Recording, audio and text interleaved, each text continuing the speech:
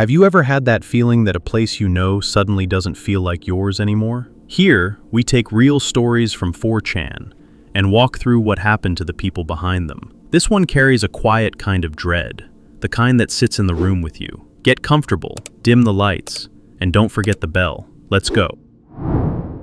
I worked the night desk at a motel off US 50 in Nevada, the stretch they call the loneliest road in America. That name is not marketing. Between Fallon and Austin, there is nothing but salt flats, a couple of gas stations that shut at 9, and dark so complete your headlights feel like a flashlight in a cave. We had 12 rooms, a broken ice machine, and a neon sign that flickered on the V in vacancy, no matter how many times the owner replaced the tube. The job was simple. Sit at the desk from 10 at night to 7 in the morning, watch a small TV, take walk-ins. My boss, an older guy named Ron who ran the place with his wife, had a policy a lot of small motels out there share, even if they don't advertise it. Cash was fine. ID was requested, not required. If somebody didn't want to hand me a driver's license, I wrote down whatever name they gave me on the register and moved on. Truckers and cheating husbands mostly. People running from something small. You don't survive on that highway by asking questions. He came in around 11:30 on a Tuesday night in October 2021. I remember because I had a college football game on mute, and the weather had just turned cold enough that people were driving with their windows up. His car was a beige sedan, maybe a Camry, the kind of car you look at and forget the second it drives away. Nevada plates, but I didn't clock the number. Why would I? He was maybe 40, tall but not big, cleanly shaved, wearing a gray zip-up hoodie and jeans. Small wire glasses, the kind you don't notice. He asked for one night, one bed, ground floor if possible. Polite voice, almost too polite, like he was reading from a script for how a normal person orders a hotel room. He put 4 20s on the counter before I gave him the price. Any ID? I asked, because I always ask. He smiled and said, "I'd rather not. Is that a problem?" I told him it wasn't. I gave him room 9, ground floor, at the far end of the row where the wing bends toward the dumpster. He said thanks, took the key, and walked out without another word. Didn't ask about breakfast, didn't ask about Wi-Fi, didn't ask where the ice machine was, which was the one question everyone asked, because our signs still promised free ice. I watched him back the car up and park in front of the room. He got out with a black duffel bag over one shoulder and a rolling suitcase, standard size. Then he stood by the trunk for a while, looking at it, one hand on the lid, not opening it, just standing there. After maybe a minute, he closed the trunk without taking anything else out and went inside. Lights on. Curtains closed within 30 seconds. I wrote, John Smith, room 9, cash, 1N, in the register and went back to the game. The next few hours were normal. A trucker came in around 1, wanted a room, paid with a card, took room 4. Nobody else. I made coffee. I read half a paperback. Around 2:40, I stepped outside for a cigarette, and the desert was doing what it does at that hour on that highway. Wind, no cars. The kind of quiet that feels like the whole world took a breath and forgot to let it out. That's when I heard the first scrape. It came from room 9, low, dragging. The sound of something heavy being pulled across a hard floor, not furniture legs. If you've ever dragged a full duffel bag across tile, that's closer. It went for maybe 6 seconds, stopped, and started again. Another 6 seconds, stopped. I stood there with my cigarette burning down and told myself the guy was rearranging his room. Some people don't like the bed where it is. Some people push the dresser against the door before they sleep because they've been robbed before, or they're paranoid, or they just don't trust motels. I've seen it plenty of times. The third drag was longer, 10, 12 seconds, and underneath it there was another sound, almost too quiet to catch. A soft thump, like a shoulder or a knee hitting the baseboard, then nothing. I finished the cigarette. I did not walk over there. That's the part I keep coming back to, and I won't lie about it. My job was the front desk. Ron's rule was, we don't knock on doors at night unless there's screaming or smoke. I went back inside. I turned the TV up a click. I watched the parking lot camera on the little monitor under the counter, and I could see the edge of room 9's window. The curtain didn't move. The light was on the whole time. At around 5:50 in the morning, before the sun was up, his door opened. He walked out carrying the duffel and the rolling suitcase. Same clothes as the night before. He put them both in the trunk this time. No hesitation. He didn't come to the desk to check out. He didn't drop the key in the box by the office door. He got in the car and drove east, toward Austin. The taillights were out of sight in maybe 40 seconds. I sat there for a while after that. The register said checkout was at 11. He'd paid for the night, so technically he could leave whenever. Ron was going to shrug about the key. It happens. Around 7, when my shift ended, my replacement came in, a kid named Devin who did days on weekends and sometimes covered mornings. I told him room 9 was already empty and the guy hadn't checked out. He said he'd get it cleaned before the 10 o'clock changeover. I clocked out. Then I stood in the parking lot for another minute, looking at the closed door of room 9. And I told Devin I'd do the cleaning myself. I wasn't tired, which was a lie. I was very tired. He gave me the master key. The room was clean. That was the first thing I noticed, and it's what stayed with me the longest. Not clean like a guest tidied up. Clean like nobody had ever slept there. The bed was made, and not the way you make a bed when you're in a hurry. The corners were tucked. The bedspread was pulled flat with no wrinkles. The pillows were centered. The trash can by the desk was empty and had a fresh liner in it, which is impossible because we don't leave spare liners in the rooms. We just put in one and replace it at cleaning. The TV remote was on top of the TV, at a right angle to the edge. The chair was pushed in. The curtains were open exactly halfway on both sides. It looked like a photo from a hotel booking website, and it smelled like bleach, not a normal cleaning smell. A hard chemical smell that got stronger when I moved toward the bathroom. The bathroom door was open. The light was off. I flipped it on. The floor was wet, not puddled. Wet the way a floor is wet an hour after somebody has mopped it, when the tile still holds a shine and your shoe makes that soft, tacky sound when you step. The shower curtain was pulled all the way to one side, bunched at the end of the rod. The tub was dry. The sink was dry. Only the floor. The trash can in the bathroom was the one thing he'd left behind. I looked in it because that's the job. Inside were 4 surgical gloves, the blue kind, turned inside out the way you take them off if you know how, and a coil of white nylon rope, brand new, still with the plastic tag from the hardware store on it, cut clean at one end. Maybe 6 feet of rope in the coil, no blood on any of it, no dirt. Just gloves and rope, sitting in an empty plastic liner in an empty room that smelled like a hospital. I didn't touch anything after that. I walked back to the office and told Devin to lock room 9 and not go in. Then I called Ron. Ron told me to call the county sheriff. I called the county sheriff. 2 deputies were out there by 9:30. They were polite about it.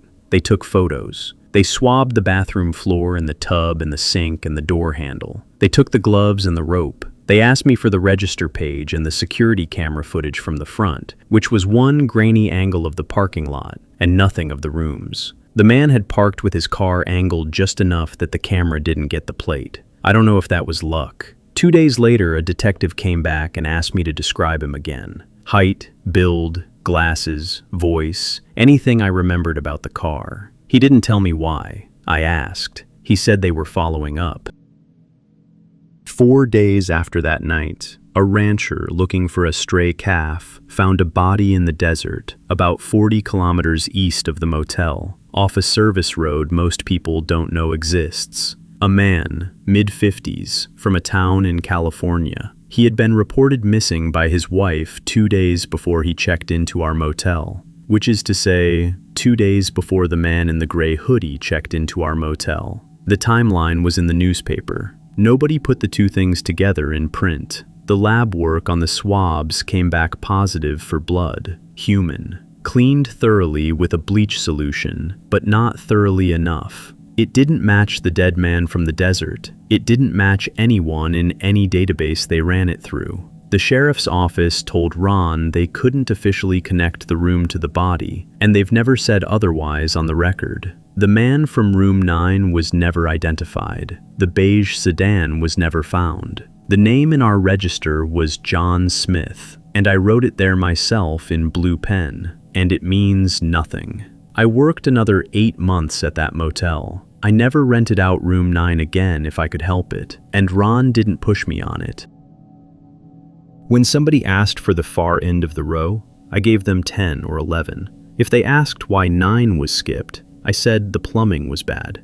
I quit in June of 2022 and moved to Reno. Ron sold the place a year later. Last I heard, the new owner painted the doors a different color and renumbered the rooms. The bottle wasn't there on Tuesday. I know because I did the walkthrough myself, clipboard in hand, checking every rack before the pre-shift meeting. By Wednesday night at 9:47 p.m., a man at table 6 was drinking from it, and I still can't tell you where it came from.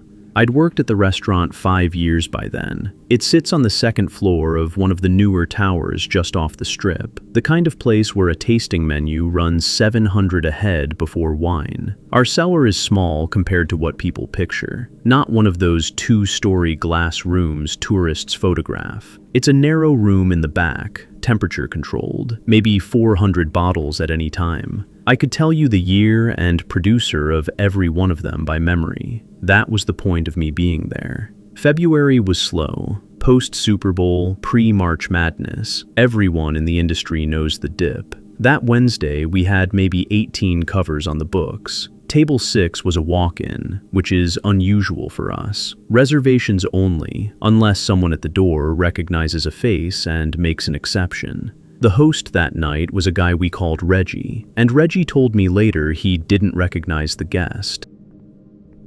He just seated him because the man asked, quietly, for a specific table by number, and something about the way he said it made Reggie feel like he should already know who this was. The guest was in his 60s, maybe. Gray suit, no tie, hair combed back. He didn't have a phone on the table, which I noticed because everyone has a phone on the table now. He ordered his food quickly and then asked for me by title, not by name. He said, "The sommelier, please," and the runner came and got me. I introduced myself at the table. He was polite. He asked if we carried a particular Burgundy, a Domaine, a Vineyard, a Vintage. I won't write the exact bottle here because if you know wine, you'd know the price, and I'd rather not put a number on any of this. Let's just say it was the kind of bottle that shows up at auction, not on a list. 4 figures on the low end, older than I am. I told him honestly that I didn't think we had it. I said I'd check. He smiled.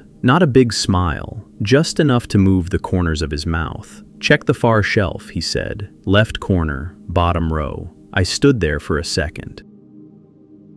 Because in our cellar, the far shelf, left corner, bottom row, is where we keep the older Burgundies. And I had been in that exact spot, maybe 6 hours earlier, doing inventory for the weekend order. I said something like, "Of course, sir, I'll be right back." The cellar sits down a short hallway past the pass. You badge in with a card. The system logs every entry. I badged in at 9:31 p.m. I looked at my watch when the door clicked. The bottle was there. Bottom row, left corner, laid on its side the way we lay all the older bottles. The label was correct. The vintage was correct. The wax on the neck was intact. There was a fine layer of dust on the shoulder, the kind that only settles over years, not weeks. I picked it up and my hand was steady, which surprised me. I turned it slowly under the light. Everything about it was right. I stood in that cellar for maybe 2 minutes without moving. I ran through every explanation I could. A gift from an owner I hadn't been told about. A private cellar transfer nobody logged. A prank by one of the other Soms. Except we didn't have another Som on that night. And even if we did, nobody on staff could afford to prank with a bottle like that. I brought it upstairs. I presented it to him the way you're supposed to. Label facing him, cradled in a napkin. He nodded once. I asked if he'd like to inspect the cork before I opened it. He said yes. I cut the foil and eased the cork out. It came clean, still moist at the base, the way a properly stored bottle should behave. I smelled it. It smelled like what it was supposed to smell like. I poured him a taste. He swirled the glass, held it to the light, and drank. He closed his eyes for a moment and then opened them and said, "Thank you. It's exactly as I remembered." I poured him a full glass. For the rest of that service, I found reasons to walk past table 6. He drank slowly. He ate his food. He didn't take out a phone, didn't read anything, didn't look at the room. He seemed to be somewhere else in his head, but not in a way that was rude to the staff. When the server brought the check, he paid in cash. Hundreds, clean, out of a leather billfold. He tipped what came out to almost exactly 20%. He left at 11:14. I know because I watched him go. After close, I went back to the cellar. I ran the badge log first. From the moment I did my walkthrough Tuesday morning to the moment I badged in Wednesday night, 3 entries. Me on Tuesday, me on Wednesday afternoon for the weekend order, me at 9:31 for his bottle. That was it. No one else. Not a cook, not a manager, not the owner. The cameras confirmed it. I watched every frame of the cellar hallway from Tuesday's walkthrough on, at 4 times speed, sitting on an overturned crate with a glass of tap water. Nothing. The door didn't open once between my visits. I pulled the purchase records next. Our system goes back to when the restaurant opened, which is about 8 years. I searched the producer. I searched the vineyard. I searched the vintage. I tried every alternate spelling I could think of. Nothing. We had never bought that bottle. Not once. Not from a distributor. Not from an auction house. Not from a private seller. It had never been on our list. Never been in inventory. Never been counted. I sat in the cellar for a long time. Around 1 in the morning, the chef came down. He runs the whole floor and he lives about 20 minutes off strip, so I don't know why he was still there. He didn't act surprised to see me. He asked what I was doing and I told him everything. The guest, the bottle, the location, the empty logs, the missing invoice. I laid it out flat. I expected him to think I was losing it. He listened, leaning in the doorway, arms crossed. When I finished, he was quiet for a beat, and then he said, "Sometimes wine just shows up. We stopped asking about it a long time ago." That was the whole answer. I said, "What do you mean, shows up?" He said, "I mean it shows up. Once a year, maybe twice. Never a bad bottle, never a common one. Someone asks for it, we go look, it's there. If you don't go look, I don't know what happens. I've never tested it." He shrugged. The last time was 2019. Before that, 2017. I keep a list in my office, not on the computer. I asked him why he'd never told me. He said, "You didn't need to know until tonight." He went upstairs. I stayed down there until maybe 3 in the morning. I checked the empty bottle one more time before I locked up. The label was still correct. The cork was on the counter next to it, dry now, and the branding stamped into the side matched the producer. Everything was real. Everything checked out. If you'd put that bottle in front of a specialist, they would have authenticated it without hesitation.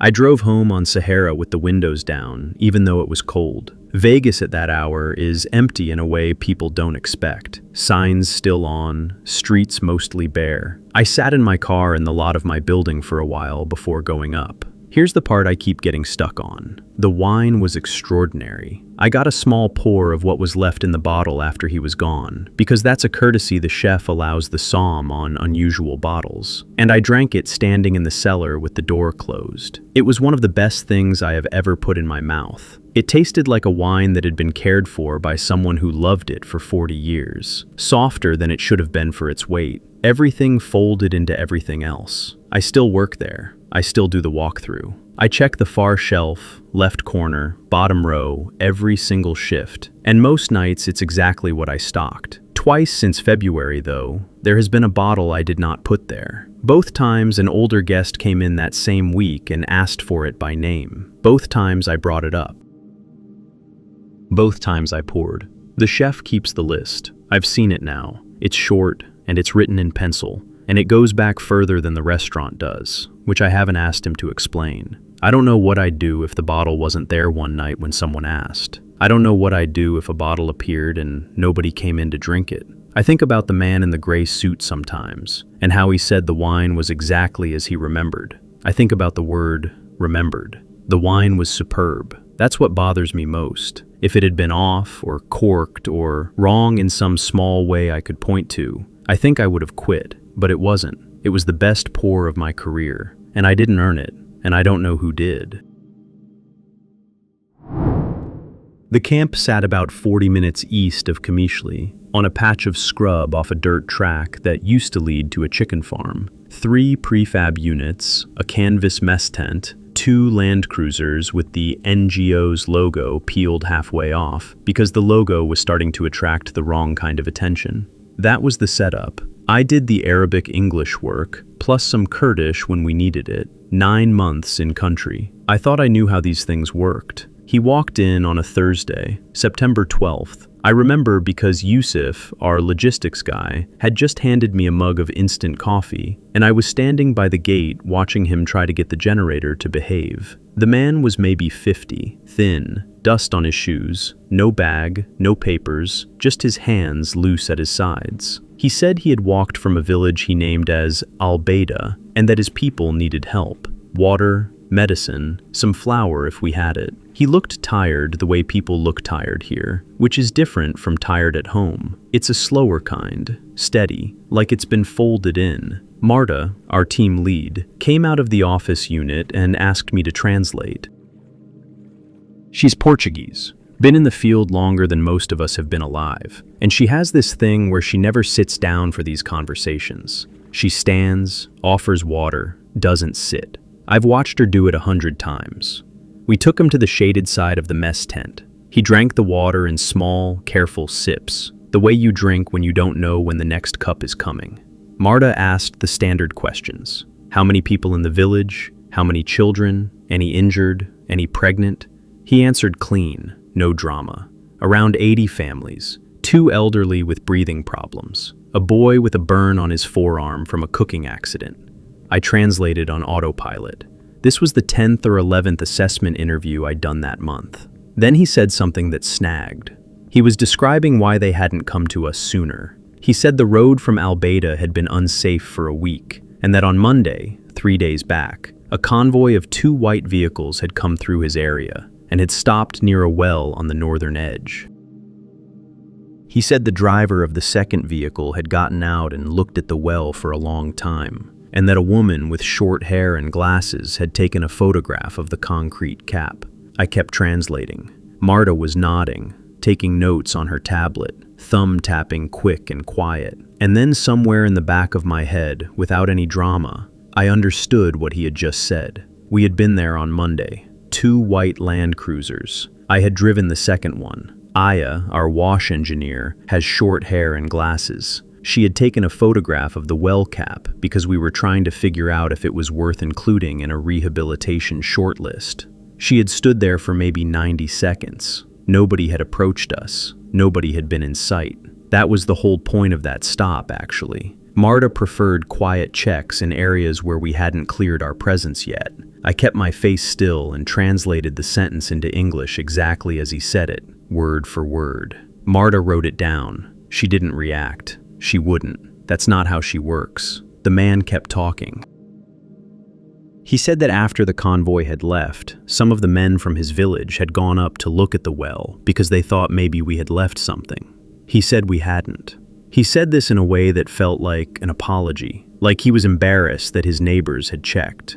Then he described what Aya was wearing. Gray trousers, a dark blue shirt with the sleeves rolled to the elbow, a scarf tucked into her collar. He said it the way you'd describe your cousin, casual, present tense in Arabic, past in my head.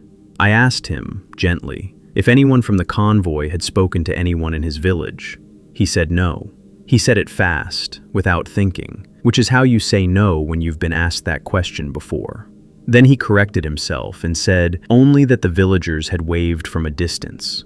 I hadn't seen anyone wave. I translated everything neutrally. My mouth was doing the work while the rest of me was somewhere 3 days back, at a well, in a place where nobody was supposed to have been watching us. He kept going. He mentioned that the driver of the first vehicle, meaning Yusuf, had stayed inside with the engine running. That's true. Yusuf always does that on unfamiliar stops. Only the four of us knew that habit of his because we teased him about the fuel bill. I asked Marta, in English, if we could take a short break. I said the mic on my recorder was picking up static from the generator and I wanted to move it. She looked at me for half a second longer than usual, then nodded. Sure, 10 minutes. I walked around the back of the mess tent. My hands were fine. My hands were doing that thing where they pretend to be fine. Marta came around after a minute. She lit a cigarette, which she almost never does in camp, and asked what the problem was. I told her, quietly, exactly what he had described. The well, Aya's photograph, the engine running, the clothes. She didn't say anything for a moment. She just looked at the ground next to my boots and finished the cigarette down to the filter. Okay, she said, go back and finish the interview like nothing happened. Ask him where he stayed on the way here. Ask him twice, different phrasing. Then walk him to the water point and I'll take it from there. I did that. He said he had slept in a shepherd's shelter halfway.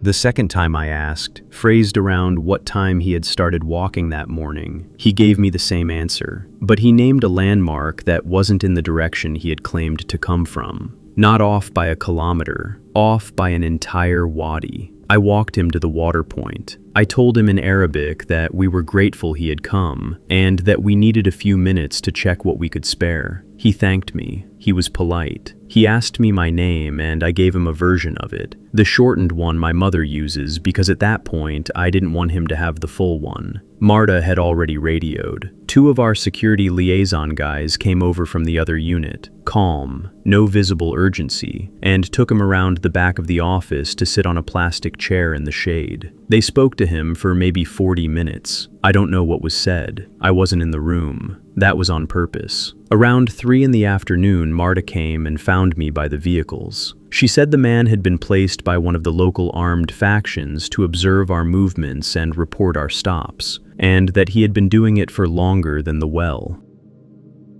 He had a phone in the inner pocket of his jacket with photographs on it. Some of the photographs were of us. Some were of the road we used to reach the Owl Hole turnoff. Some were dated back to June. We had started using that road in April. They took him out of camp before dark. I don't know where. I didn't ask. Marta said the arrangement was that he would be handed off to a neutral contact, and that after that, it wasn't ours anymore. I understood what that meant, and I also understood that I would never actually know what happened to him. I ate dinner because Marta told me to. Rice and something in a can. Nobody talked about the man at the table. That was policy. Aya asked me if I was okay, and I said I was tired. She said the same thing back. I understood we were saying it for different reasons. That night, I lay on my cot in the sleeping unit and listened to the generator cycle. Yusuf was snoring 2 beds over. Aya was reading with her headlamp on the lowest setting, the way she always does. Everything looked exactly like it had looked the night before. The same sheet, the same crooked line of moonlight across the ceiling from the gap where the panel didn't quite meet the frame. I kept thinking about the well, about how, when Aya had taken that photograph, I had leaned against the hood of the Land Cruiser and watched the ridgeline for maybe a minute, because that's what you do. You watch.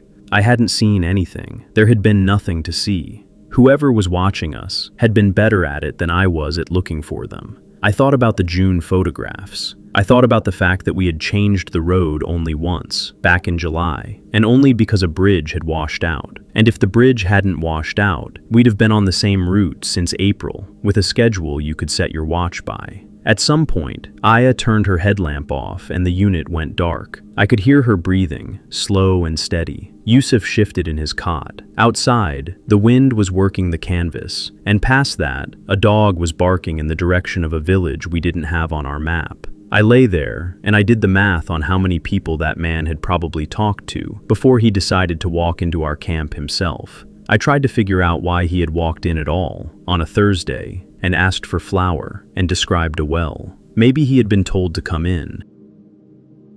Maybe he had wanted to test something. Maybe the flour was real and the rest was just what he did on the side. I couldn't decide which possibility was worse. I never came up with a good answer for that last part. Some of the guys later said he'd been sent to see how we would react. Marta didn't offer a theory. She just changed our stop pattern the next morning and started rotating who drove which vehicle.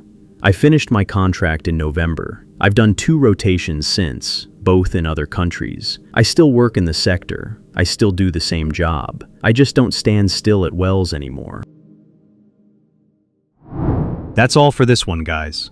I'd love to hear what you think in the comments, and if you want more stories like these, make sure you're subscribed. Today we looked at another set of strange posts from 4chan, and some of them hit a little closer than expected. So maybe keep the lights on a bit longer tonight.